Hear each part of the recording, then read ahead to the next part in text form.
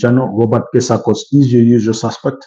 It's another beautiful day, Tuesday, the 1st of July 2025, and I'm coming to you live from Kampala, Uganda. It's a bit of a cloudy day out there, so if you see light being a bit low, that's because we're getting little natural light coming in from the outside.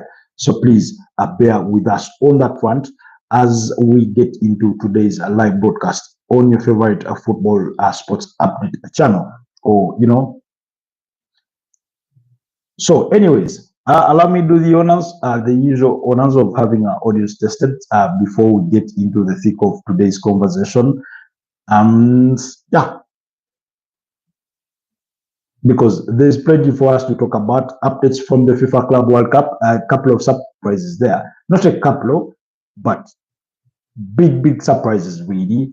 At least in my from where I'm standing, or in my personal view, big surprises. I did not see this coming really, but it's football. Anything is bound to happen. Anything can happen. So I will never rule out anything. We'll be speaking about Chelsea in a bit in relation to the conversation we had last night and to what is being reported as of a Sky Sport. So we'll get to speak about that as well. But our conversation this morning will largely revolve around the FIFA Club World Cup because we did wake up to a surprise result as Manchester City, as Man City got knocked out of the competition at the hands of a Saudi Pro League club. And again, it wasn't my prediction. I know I had mentioned it in error, which I corrected myself to the contrary of the result that ended up happening. So really, yeah, pretty much that's it. So that's what we're going to be discussing this morning, and much more.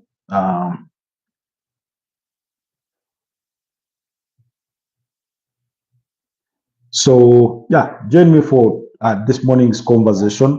But before we get into that as well, before you guys, okay, maybe I need to make sure all my messages are turned on so that we do not miss out on any single thing in regards to the broadcast itself.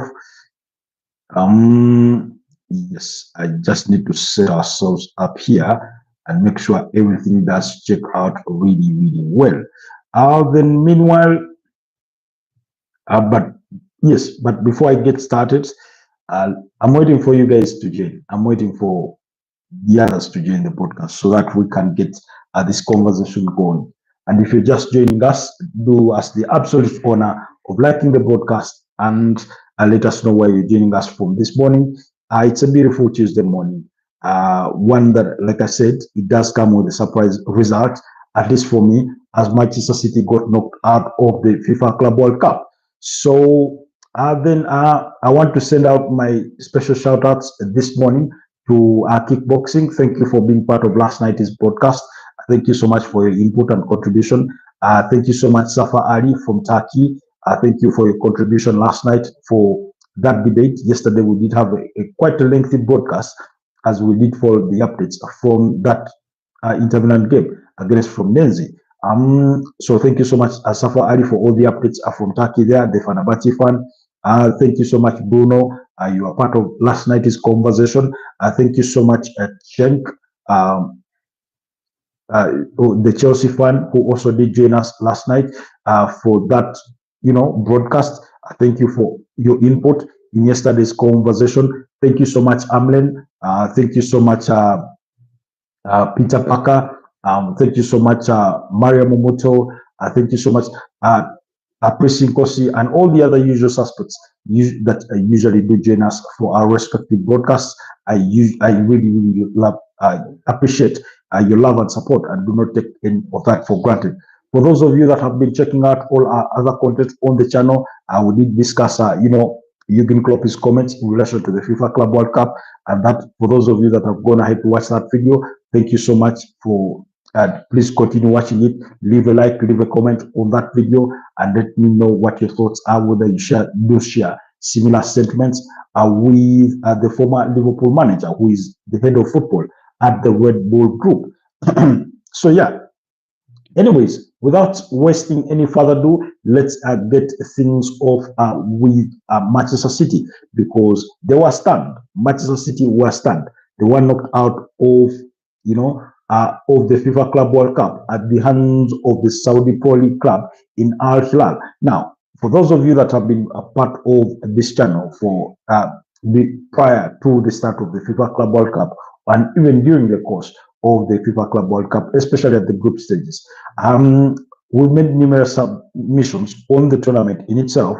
But for those of you that do recollect well, I did say that we could have a surprise team or surprise teams from the Saudi Pro League and then the from Brazil or South America in general. And I think we're sort of seeing that, because Fluminense stand that's the 2025 UEFA Champions League losing finalists in Inter Milan, as they beat them by 2-0. A goal scored by German Akano as well as Hercules were enough to get Inter Milan to send Inter Milan packing, and their new manager in Christian Chivu. And now, the result in itself wasn't a surprise. If you did watch the game, you thought it was that kind of game where Fluminense were the better team overall. But more importantly, I thought Inter Milan were unlucky on the day. They hit the woodwork, I think twice. Oh, yes, they did. One ball hitting the base of the upright, another by DiMarco hitting the edge or the corner of the crossbar. And then DiMarco also had a free kick that did come so close. So really, you felt that they were a bit unfortunate on the day, because in any case, they could have gotten a goal. They could have won that game, or they could have drawn it at least in normal time and forced it into extra time. But yeah, eventually they fell short. They did fall short of the requirements, and it sort of speaks further to the climax of the season that we just did conclude. That's the 2024-2025 season.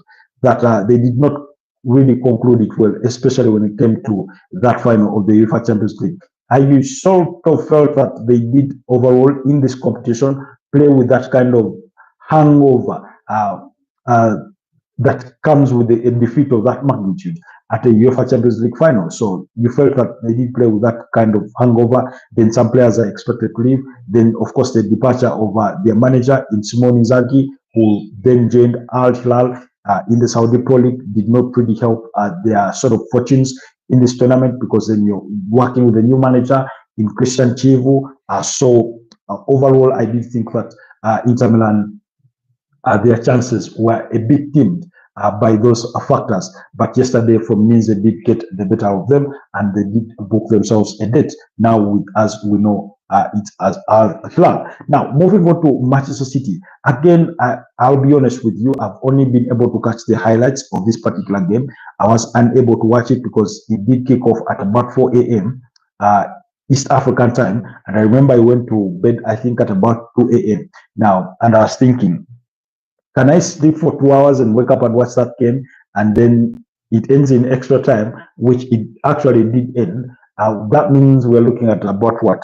Roughly two hours and or so. And then do I go back to bed and then wake up again to come and do the live broadcast? I thought to myself, not really. And I wouldn't say that me missing it was worth it. Definitely not. I really missed the grand opportunity to watch this Al-Hilal side, give Manchester City all sorts of troubles. But nonetheless, from the highlights that I managed to catch, still Manchester City were the best side overall, and I think the statistics will say just as much. And if it weren't to the heroics of the Al-Hilal goalkeeper, that's Bono, the Moroccan international, then we will be speaking about an entirely different result.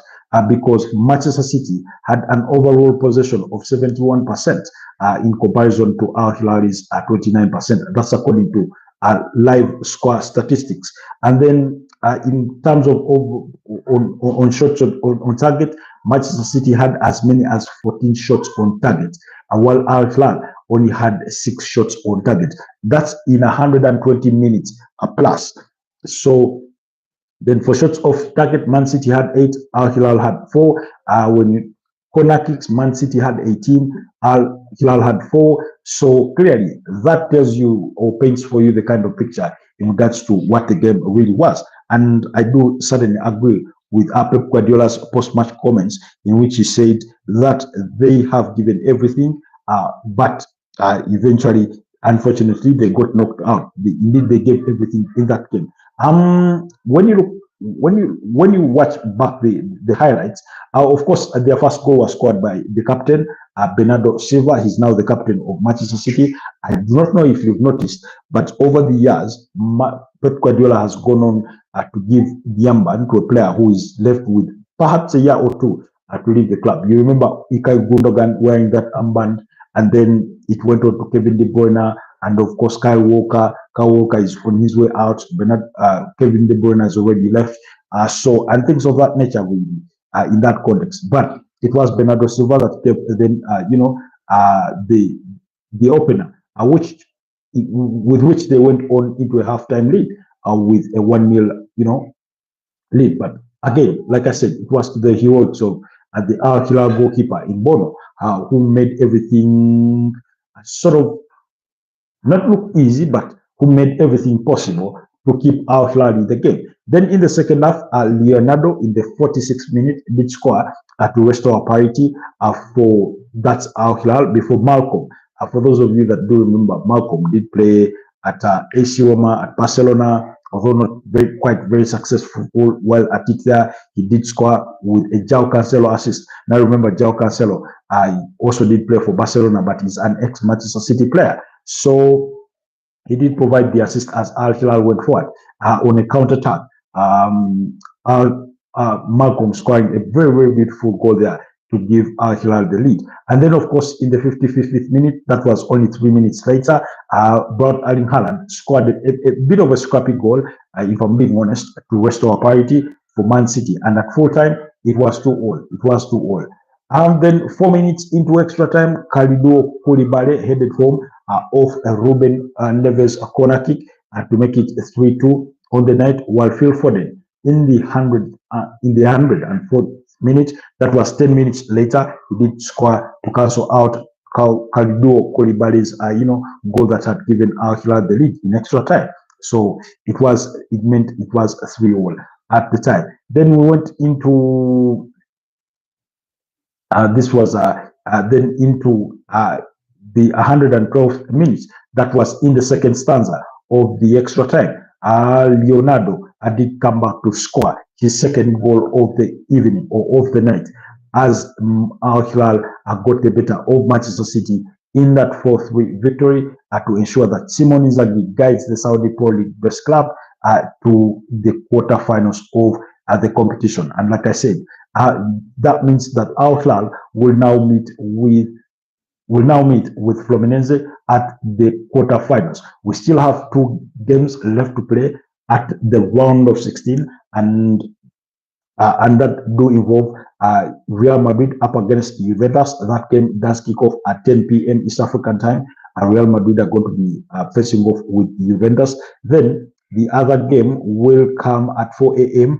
East African time between Borussia Dortmund and Monterrey. Monterrey, that's the club where Sergio Ramos does play. It's from Mexico. So, in essence, again, my prediction, my full-blown prediction would be that Real Madrid get to meet with Borussia Dortmund, but Real Madrid are able to get the better of Juventus, who I think have equally not been good in this tournament. Again, it also speaks to the kind of season that they did have last season, in as far as the Italian Serie A is concerned overall, and the UEFA Champions League. Then, so you look at that, and I'm thinking Real Madrid meet their 2024 UEFA Champions League final opponents in Borussia Dortmund before we get to decide who advances to the semi-finals of the competition. But at least that game between Real Madrid and Juventus will be coming at 10 p.m. East African time. But slightly back to the game between Man City and Al-Hilal, overall, it was a very good game. For those of you that are trying to paint the picture, that teams are playing with reservation. Teams are not giving it their all as far as the FIFA Club World Cup is concerned. I think that's an underassessment of things. I think you're trying to paint the kind of picture or narrative that is not as I view it in my own opinion, although I do respect those opinions. What's up, champ? Peter Parker, good morning, my brother. Good to have you always on the podcast. It's always a pleasure. Thank you so much for always sparing a minute to be with us, even in the midst of your very, very busy schedule. Peter Parker, it's always a pleasure to have you join us. So, in regards to Man City, I thought they gave it their all. I mean, we're talking about teams that have gone on to play into extra time. If they were not taking this competition as serious as some of you want to make the world think, then probably you would think that at some point they would just give it up, just give up the result, and not look to maybe score. You said PSG brutally destroyed Inter Miami. That's for sure. That's for sure. All 4 goals coming in the opening half. And that's why I keep saying that PSG are really, really big favorites for the competition, but they do face a very, very tough opponent at the quarterfinals because they're going to be up against Bayern Munich. And that team, Bayern Munich, take nothing away from them because they did knock out Flamengo by 4-2 in their own round of 16 game. And we're going to watch two really, really big teams. Regardless of what kickoff that game will come, I'll be sure to stay up and follow the updates in that game. Peter Parker says, tell some updates on Paul Pogba. Let's get to Paul Pogba in just a few as we conclude on that Man City beat and Al Nassr. So in regards to the post match game conference, here is what Pep Guardiola partly had to say about the game and sort of his message. He said, it's a pity we were in such a good place. They have given everything. That's him speaking about his players. We go home and now it's time to rest and refresh our mind and come back next season. I saw many good things that I didn't see in the past, especially in relationship between players and staff. I felt we were happy here, but the levels are so high. That's according to Pep Guardiola. Now, if Pep Guardiola is saying that the levels are so high, who are you to say that teams are not taking the competition serious? I think, like I said, I think that's an underassessment of the tournament in itself. I think teams are really trying to give it their go.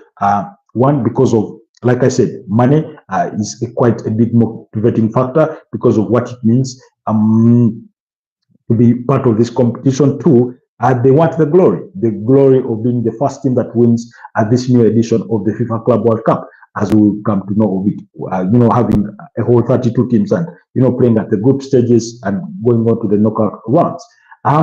Personally, for Manchester City, I do feel that while they may feel hurt, while they may feel pain that they've been knocked out of the tournament, I do feel that it's a bit of a blessing in disguise because it helps them to, return home, send their players on holiday and sort of have that much needed rest. I think they'll get at least a minimum of 2 to 3 weeks of rest. I do not know the kind of preseason plans they do have in regards to preseason tour and things of that nature, but I think it will give them the ample time that they need. The advantage for them, they didn't win anything last season, so they do not have an early game like the Community Shield to prepare for and things of that nature. So their players will get the much needed rest, and then of course the new players will get to further gel with their new teammates and things of that nature really. So really it's going to be impressive to watch. And for me, that's what I feel that it's a blessing in disguise for them to exit early and then go.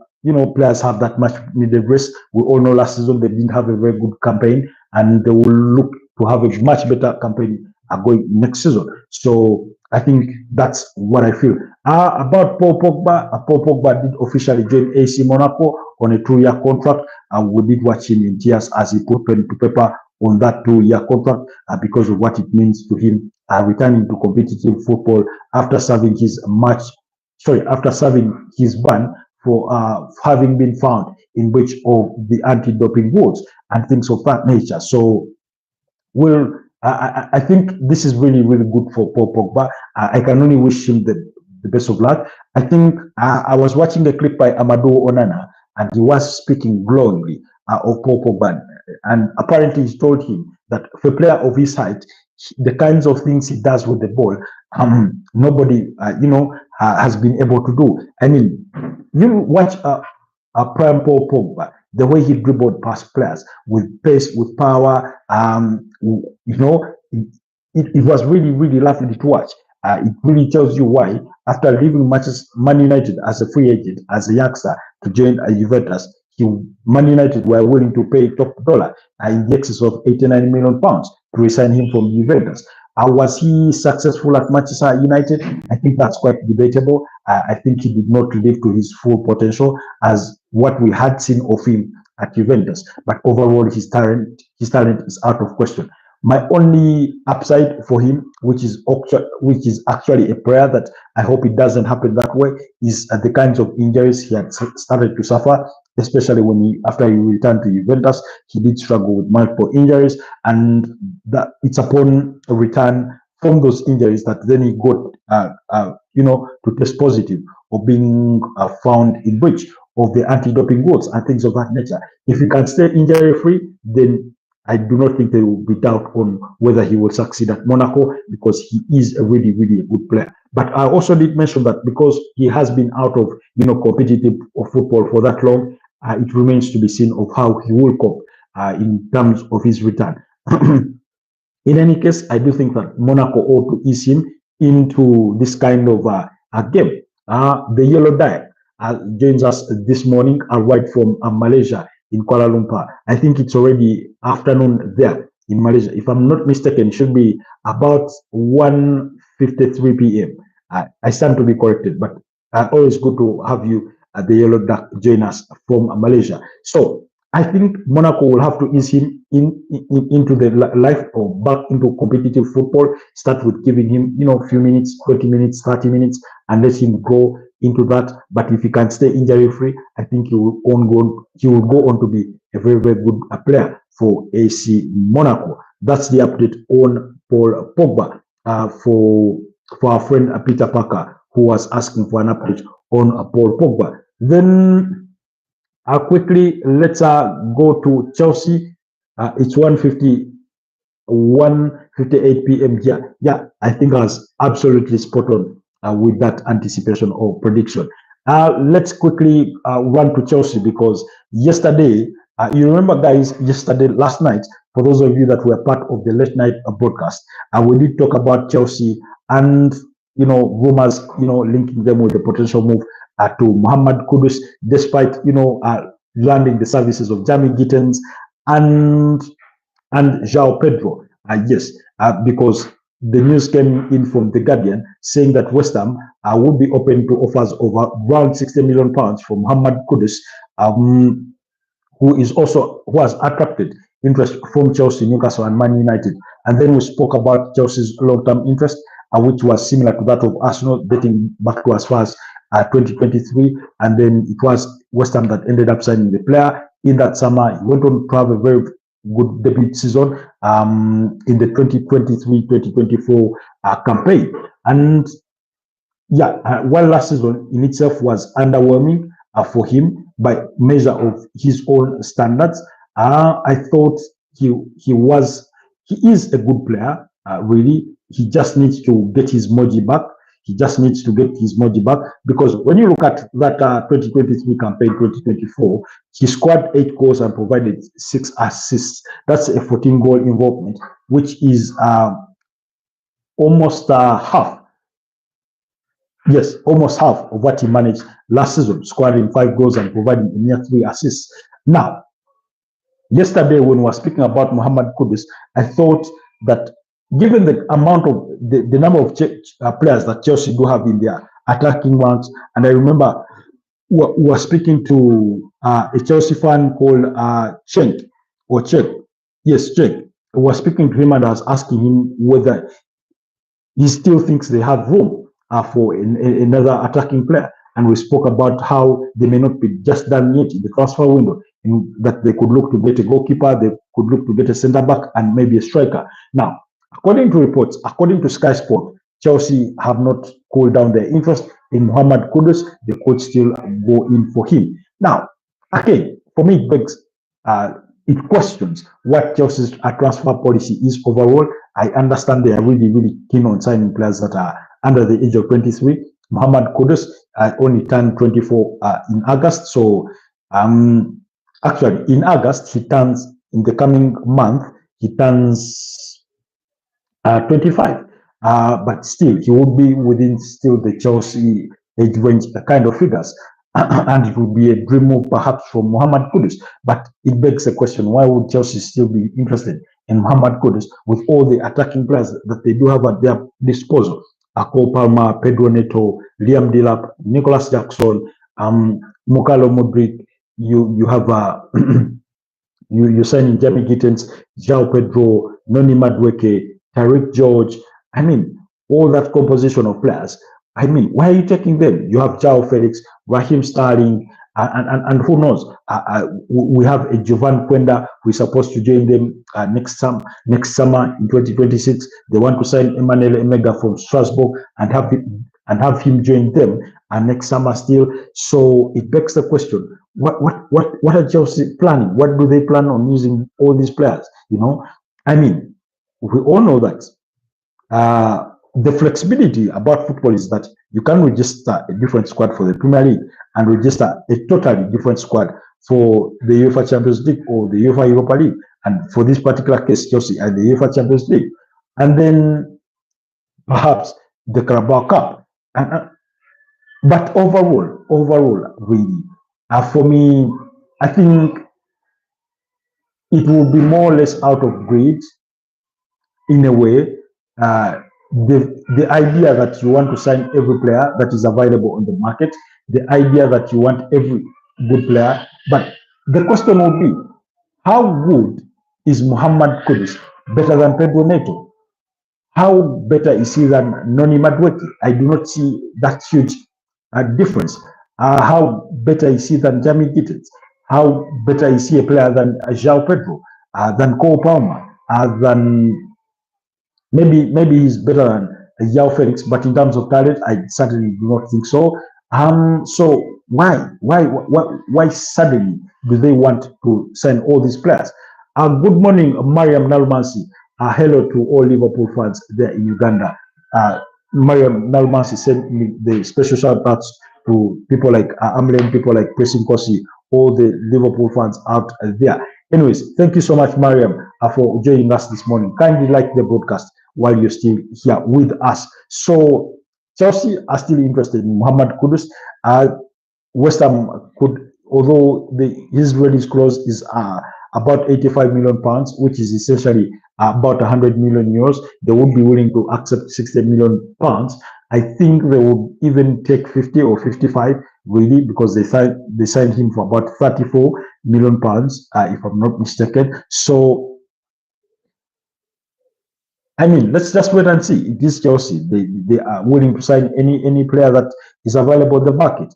But away from Chelsea, let's quickly go through the latest transfer speculation and gossip, because Aston Villa and England forward, that's the 29-year-old Ollie Watkins, has been added to Manchester United's shortlist for strikers' targets should they part ways with the Danish striker, that is Rasmus Højlund, who is only still 22 years of age, while Bayern Munich have added Liverpool's Luis Diaz to their shortlist of a left winger for their desired winger. Now, Bayern Munich, again, we spoke about Bayern Munich last night.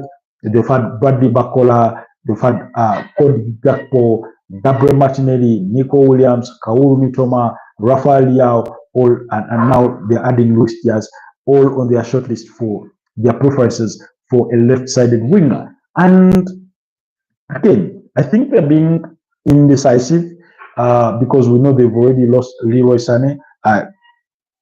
Unless otherwise, I do not expect Leroy Sané to feature in that game against Paris Saint-Germain at the quarterfinals of the ongoing FIFA Club World Cup, because his contract officially went out yesterday. with Bayern Munich, and we know he has already signed with Galatasaray in the Turkish league. So really, for me, it begs the question. I know they are trying to wait it out and see if the deal between Nico Williams and Barcelona collapses, then maybe they can go back in for Nico Williams, who is to say that Arsenal are not hoping for the same, and Chelsea, because Chelsea and Arsenal are also interested in the services of the 22-year-old Spanish winger. But let's wait and see how that situation will develop as well. Then Arsenal have held talks with representatives of Crystal Palace and midfielder Ebeleche Eze. The 27-year-old has a release clause of £68 million, and £60 million is what is guaranteed. £8 million is apparently in expected add-ons. At 27 years of age, he's sort of hitting his prime. He had a very, very good campaign last season, helping Crystal Palace win the FA Cup. You remember his brace. Sorry, no, not a brace. He did score one against Aston Villa in the semi-finals, and I think it was Ismail Sarr who scored the brace in that game. And then he went on to score in the final, the only goal that turned out to be the match winner against Manchester City. So last campaign, he had a goal involvement of 16, 8 goals and 16 assists in the Premier League alone. That is about 3 better than he had managed in the previous campaign, where he scored 11 goals and provided 4 assists. And then when you look at his 5 seasons with Crystal Palace in the Premier League, it's been progress after progress, really. By the 2021-2022 campaign, where he only scored 1 goal and provided 1 assist, but there he only made 13 appearances. So really, there is a very, very good player in there. I think if Arsenal are to get him, they do get themselves a very, very good dynamic player who can play on the left wing, right wing, and even within behind the striker in that Martin Odegaard kind of role. He has the legs for it, quite athletic, quite energetic, good. He does help with the counter press. He does dribble past players. He has the long range shot. Once in a while, he will score for you a decent free kick. So there is a very, very good player in there. He's already Premier League proven, so you wouldn't have to worry about adaptability and things of that nature, really. So, but let's wait and see if things will come to fruition, because we know that Arsenal's preferred target would be Rodrigo Goes from Real Madrid, who is apparently Real Madrid would demand a fee in the excess of 90 million euros for the 24-year-old Brazilian international. Again, we are still waiting for a situation to be resolved, whether Real Madrid are open to keeping him or to letting him go. But according to Marca, I think the other day they wrote a critic story that a Real Madrid player, one of the Real Madrid players, would be let go for the right price. And while they didn't mention names, it was easy to assume that it was, Rodrigo Goes that they were talking about. But he's still waiting to have a full-blown conversation with the manager in Xabi Alonso, possibly after the FIFA Club World Cup, and then we see whether Madrid will put him on the shelf for sale. Then Fulham are plotting a summer move for Genk and Nigerian striker Tolu Arokodere. The 24-year-old is being watched by Manchester United and AC Milan as well. That's according to the Sun. While Brazilian forward Richarlison, 28 years of age, has been given the green light to leave Tottenham Hotspur and is expected to head to Turkey to Galatasaray. That's according to the Sun. Chelsea hope to raise about £35 million from the sale of a French forward, Christopher Nkunku. We spoke about this one last night. Christopher Nkunku did attract interest from Bayern Munich in January, but they never came good on that. He since attracted interest from both Tottenham Hotspur and Manchester United, with Arsenal having equally been pointed in his direction. Although I certainly do not, I wouldn't really appreciate him at Arsenal. But Tottenham Hotspur, maybe, given that they had to lose Timo Werner, who left back to RB Leipzig after his 1.5 season long loan with Tottenham Hotspur. Of course, New York Red Bulls are interested in signing Timo Werner from RB Leipzig. So let's wait and see. But essentially, if I'm Christoph Nkunku, if I'm not leaving the Premier League, you're better off going to Tottenham Hotspur, really. I think it would be a good fit for him. Then Crystal Palace are eyeing a move for a double swap for Middlesbrough to sign. Crystal Palace are eyeing a £27 million double swap on Middlesbrough to sign English midfielder Hayden Hackney. That's 23 years, and Dutch defender Rav van de Bank at 20 years of age there. So then Manchester United are struggling to offload Tyler Malacia after leaving PSV Eindhoven because they didn't go on with their option to buy. They had an option to buy, but they did not exercise that. While Aston Villa are set to offload youngster Lowy Barry and Kane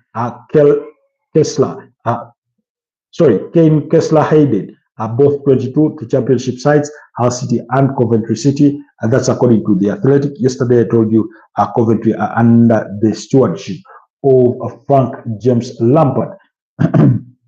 Then still, we did speak about Arsenal's reported interest in joining the race for Hugo Ekitike.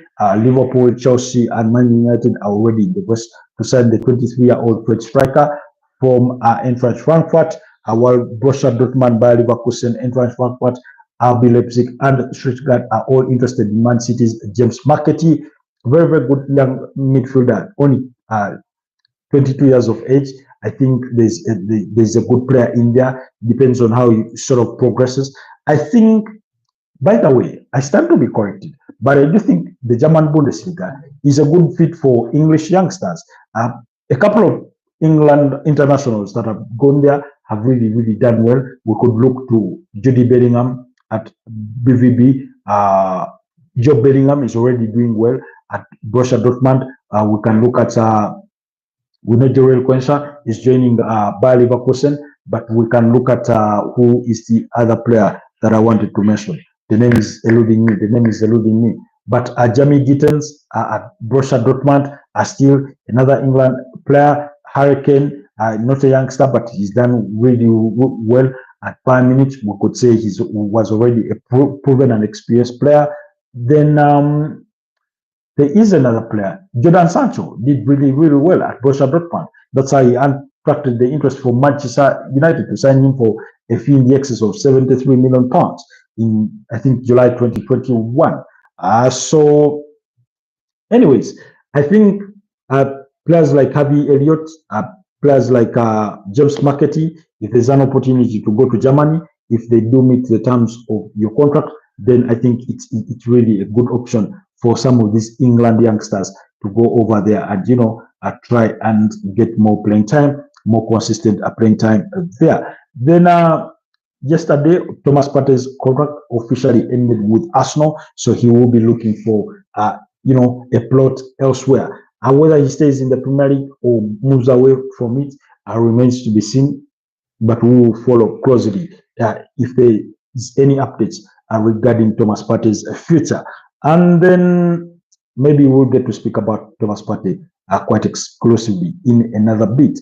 Then Gabriel Martinelli has attracted interest from Bayern Munich. We've spoken about that one, although according, as well as the Saudi Pro League, although according to CBS Sport, that's a story written by James Bench. He says while there's interest from Al-Hilal, while there's interest from Saudi Pro League clubs, Arsenal are not really looking forward to sell the player. They are not really, unless a very, very tempting offer did come. Anyways, then okay, I will skip that. We'll skip that. We'll skip that for now. Anyways, okay. Yesterday, okay, John Duran to Fenerbahce is a here we go. A loan deal until June 2026 has been approved by Al-Hilal. Fenerbahce will be meeting all his wage demands. I do not think there will be a loan fee. I'm not sure about that. Nothing has been reported in regards to a loan fee, but everything has been agreed. for the 21-year-old Colombian international to join Fenerbahce on a season-long loan. Then pretty much that's it. I told you about Tammy Abraham. He's heading to Besiktas after Besiktas agreed a deal with AC Milan for the sale of the England striker. So again, let's wait and see how everything will develop in that respect. Then Bayern Munich remain in pursuit of Nick Woltmed from Stuttgart. They are yet to start negotiations with Stuttgart over a transfer fee, but they have already agreed personal terms with the player on, I think, a long-term contract that is worth about 7.5 million euros in terms of pay, possibly rising to 10 million euros per season in expected bonuses and things of that regard. So there you have it, guys. That's the update for me from the morning sport here on Football Tribe UG channel. Thank you so much for those of you that have been part of the conversation. Thank you so much, Peter Parker. Thank you so much, the Yellow Duck. Thank you so much, Mariam Nalumansi, and every single one of you that has been part of this morning's broadcast. It's been a pleasure doing this. Let's link up again later during the course of the day and discuss more sport, depending on what news there will be. If there's something critical, then we may look to do a lunchtime broadcast. Or other than that, then let's meet during the second half or prior to the second half of that game between Real Madrid and Juventus in the FIFA Club World Cup. Have yourselves a wonderful rest of the day, and I'll see you next time. And have a blessed new month. Bye-bye.